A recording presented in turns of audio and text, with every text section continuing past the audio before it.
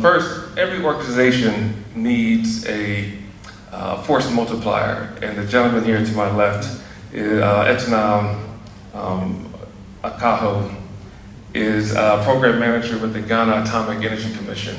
And this is a man who is a force multiplier. So thank you for being here today. We have Purity Mawia from the Kenya Nuclear Power Energy Agency. She's a senior corporate communications officer. Yeah. And we have Anushya Ramaswamy, who's a foreign specialist, service specialist with the U.S. Department of Energy. So thank you all for being here and discuss. The first conference was focused on unlocking the potential of nuclear energy in Africa. This one is focused on industry readiness. There really came into focus when we visited the Kwame Nkrumah's memorial. And in there was a quote that said essentially that we must come together in common purpose and forge ahead, or else we find ourselves victim to being under development and being in a state of victims of dependency.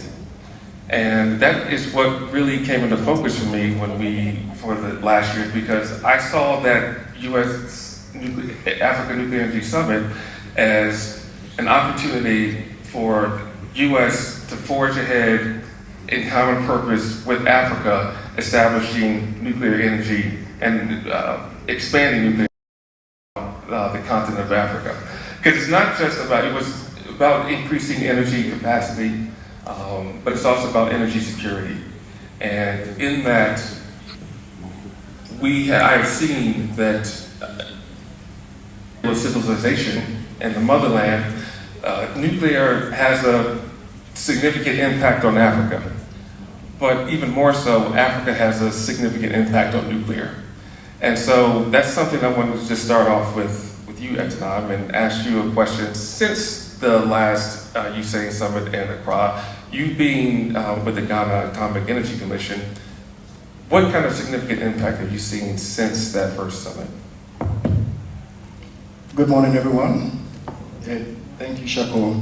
So, the USANES is still active in Ghana. There are times when I meet colleagues and random folks and they go like, I know you from somewhere. You were at the last year's USANES, right? I'm like, yeah, I'm the guy. Yeah. But to respond to your question, I'll engage you on 3 levels. The first has to do with public advocacy. The conference brought to the room random individuals all over the country and even beyond.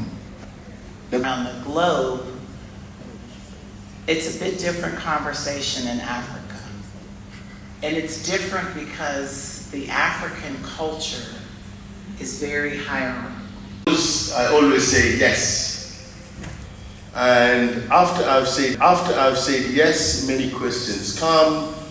If we cannot be able to manage household wastes, do you think we can be able to manage nuclear wastes? If we cannot keep time to attend our meetings on time, do you think Africa will be ready to start and be able to operate nuclear power programs on time and so on and so forth? But I think this is a different conversation. And every time I come to a meeting like this, I ask myself, how can I touch your hearts? Because we cannot bring every African in this room. This room can only accommodate up to a certain number of people. But all the people in this room, correct me if I'm wrong, you are converted. How do we get more ambassadors of change so that you can be able to go outside there and tell people all the peaceful uses of nuclear science and technology? It is unacceptable that 600 million people in Africa have no access to reliable source of energy. It is unacceptable that almost 60% of the population, as Alicia said, the young generations are not involved in an agenda like this. And I want to thank US for these initiatives that started the journey last year in Ghana. We are in Kenya, and I'm meant to understand that next year, hopefully, we're going to be in Kigali, in Rwanda. How can we be able to continue with this narrative? It is very important for us to get these facts and figures. Before I go to nuclear power program, let's have low-hanging fruits. It is nuclear energy that we can be able to use to diagnose and treat cancer. Yet 75% of the population in Africa has no access to diagnosis and treatment of cancer. It is the same nuclear technology that we can be able to use to determine the strength of buildings, bridges, infrastructure using non-destructive testing. Yet Africa has not embraced this technology to the level that is accepted. What do we need to do? I think we need to do exactly what we are doing here. By coming together and be able to share information and be able to collaborate and be able to build linkages, collaboration and cooperation. A lot has been said about capacity building, and I'm glad we have vice chancellors in this room. How many institutions in Kenya, in Africa, offer courses related to nuclear science and technology at all levels? How can we help? And we are here as International Atomic Energy Agency with a lot of numbers of capacity building programs. We can be able to do that. So it's very important for us to continue with this narrative. Looking at the youth that we've spoken, Alicia has spoken about, and I really want to focus on this. Because this is a huge investment. It's not an investment of 5 years, 6 years, 7 years. It's an investment of 8 years. If you're going to set up a nuclear power program today, so you can imagine, I've always said this, there are people in this room, in this continent, that probably they are not going to be on the driving seat when that nuclear program is going to mature. That's why it is very important we continue with mentoring program. It is very important that we continue with training program so that we can have young generation to be able to embrace this technology and be able to move forward. We're all faced with climate change, as you know, and this is the technology that has got the least of the small footprints compared to fossil fuel, for example. That we can be able to use it, but you know what? We need to do a lot of work because there is a lot of misconception outside there. That, as my colleague, the moderator, was saying, whenever you hear about nuclear, and I'm managing 49 countries in Africa, whenever you hear about nuclear, I get ministers asking me, are you coming to talk about nuclear bomb?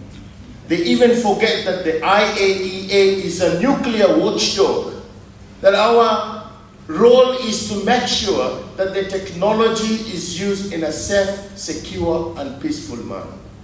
That means there is a lot of work, even back home here. And I'm glad Her Excellency, the Deputy Governor of Kilifi, is here with us, Her Excellency.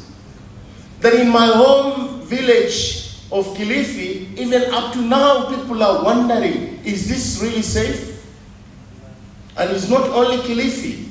I was privileged to speak before the youth congregation in Indonesia. 75% of Indonesians who are saying they need nuclear power programs. But again, 75% of the population where they had interviewed people for the siting, they said, thank you very much, we need it, but not here. So I'm seeing the same situation, for example, in Kenya.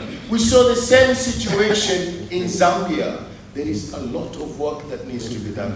This is a safe technology. We cannot be able to bring the technology that is going to be detrimental to the environment. This is a safe technology. It's a clean technology. Can you imagine, Excellency, Deputy Governor, putting this technology, for example, in the coastal Kenya, and be able to desalinate the water from the Indian Ocean? The problem of water at the entire coastal region is gone. At the moment, when you visit that region, you will see how people are struggling to get clean water. Just that as an example. But then there are many other advantages. But do I blame people? No. We need to do more public participation. We need to involve the youth. We need to involve women. 50% of the population of Africa are women. And here I'm glad that at the International Atomic Energy Agency, together with WIN Global, Women in Nuclear Global, WIN Africa, and now we have almost 20 national chapters in the entire continent. So it's a conversation for all of us. And I want to say that we are on the right trajectory here. We are on the right path. We just need to make sure that we can rise up, raise our voices and talk about the positiveness of nuclear. The challenge is with us. We are very shy when it comes to area of nuclear.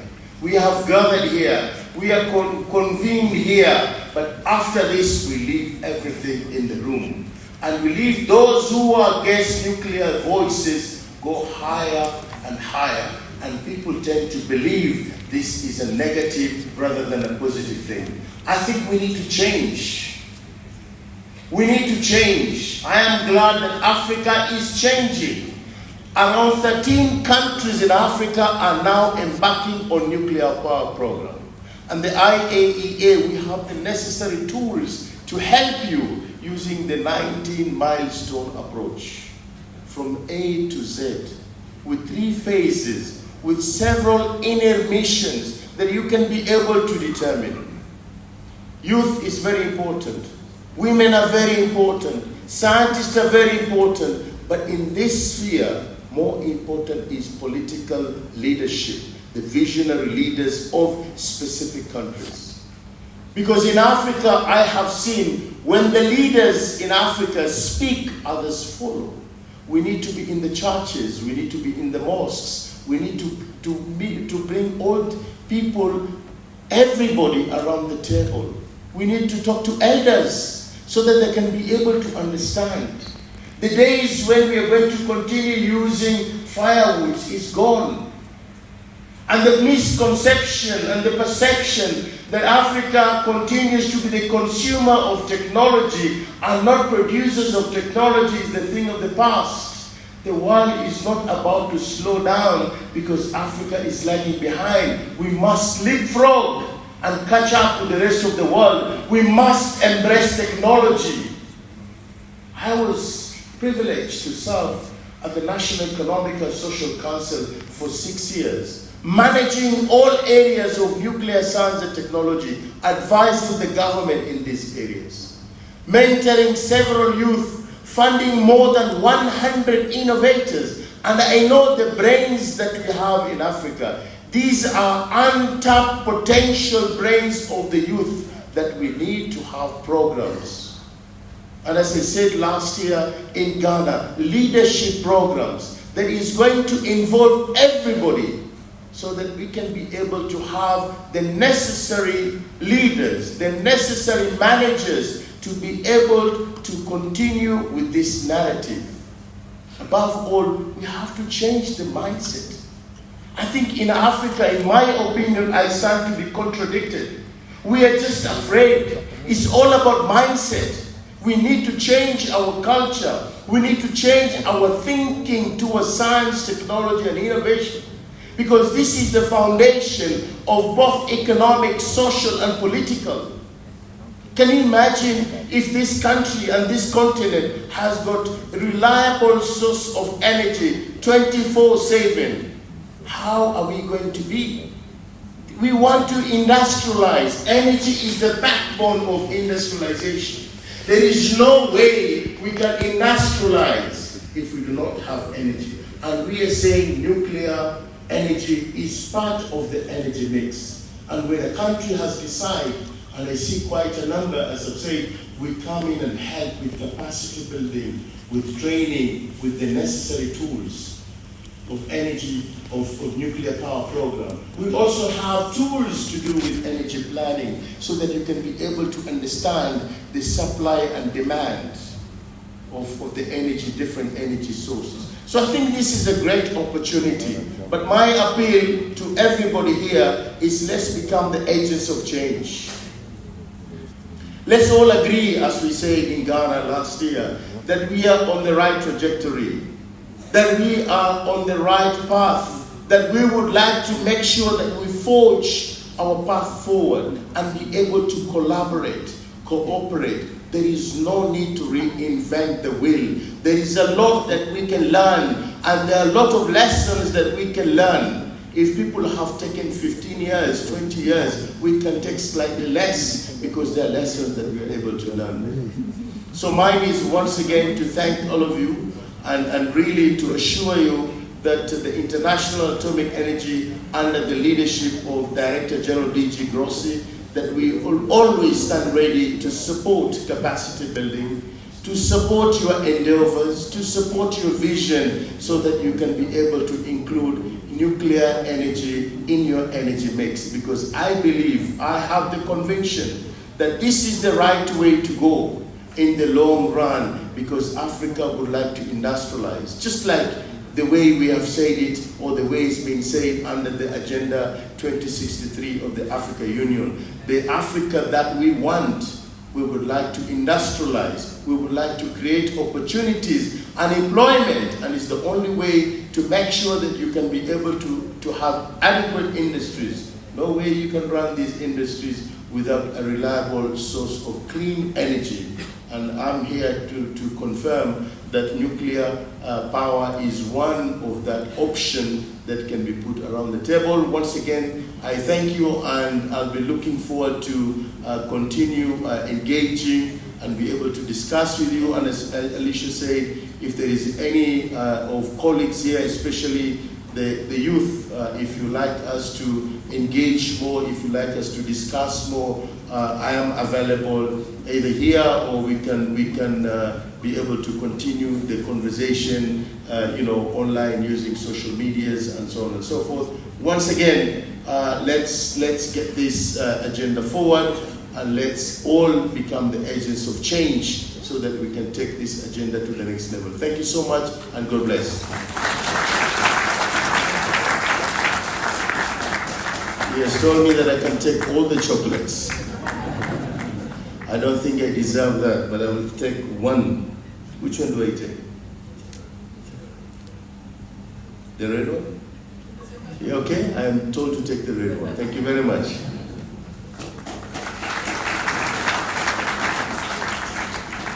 Thank you to Professor Shakod Abdul-Razak for that assurance of support. It is very much appreciated. So the theme for the summit is industry readiness, but to get industry ready, it is critical that we have the human resource also ready. So we're going straight to workshop 1, which is on human resource development and management. And the facilitator for this one is Gail Hauk. She's a Senior Research and Development Staff for Innovative Nuclear Reactors at Oak Ridge National Laboratory. A round of applause.